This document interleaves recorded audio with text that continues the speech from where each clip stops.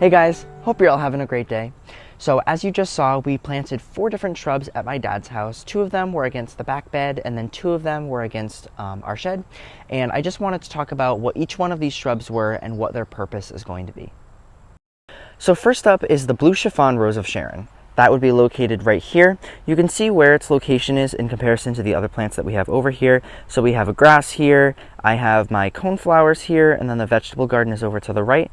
If I walk in, you can see it a little bit better. It doesn't have any really good looking blooms right now, but you can see that it has a good blue color to it. And here is one of them that doesn't look too bad. So it's a beautiful, beautiful plant. And in the end, this plant will end up getting 8 to 12 feet tall. So it'll get much higher than this. I think this is a 4-foot fence. So it'll get much taller, fill in a lot of this area over here, and then it'll get 6 feet wide across.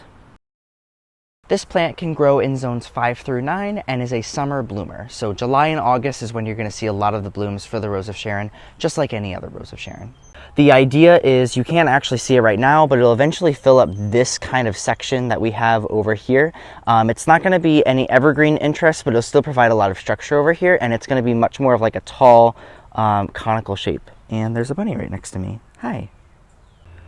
The second plant that we grew is the butterfly bush. Now this is a variety called Black Knight, and just in comparison to where the other one is, there's the butterfly bush, here's the rest of the back bed that I was talking about, and then over there is the coneflowers and the blue chiffon rose of Sharon.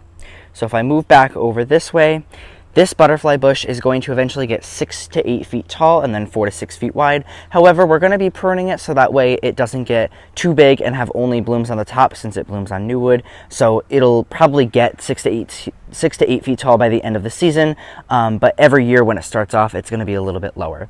We're also planning on putting in some arborvitaes behind it that'll meet up with this, so it'll have a little bit of a backdrop behind it, and then that butterfly bush should match up with this 9-bark. This variety of butterfly bush can grow in zones 5 through 9 and will bloom midsummer through the fall. All right, I wanted to talk about these plants right here. However, look at how ominous looking these clouds are. I just find them super interesting looking. I think we're gonna get a thunderstorm. Besides that, these are the Berry Poppins Winterberry Hollies from Proven Winners. I wanted to get in nice and close because you can see all of the berries on this, and that is primarily what these are grown for.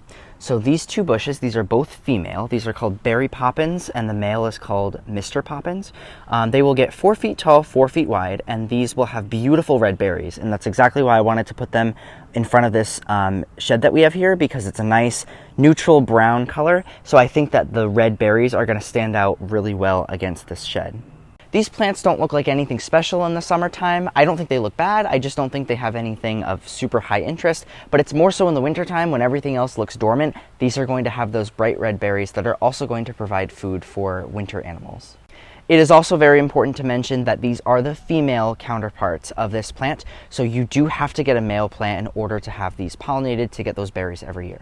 We actually only have the females in our backyard right now. We're going to be getting a male, most likely the Mr. Poppins, but there are a couple other varieties that you can get that will pollinate these as well.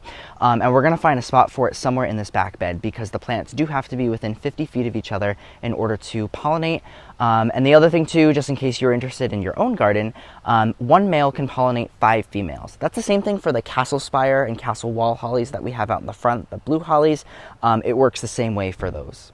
I also will mention that all 3 of these plants have pretty much the same light requirements. They're all going to prefer full sun, but can do a little bit of partial sun.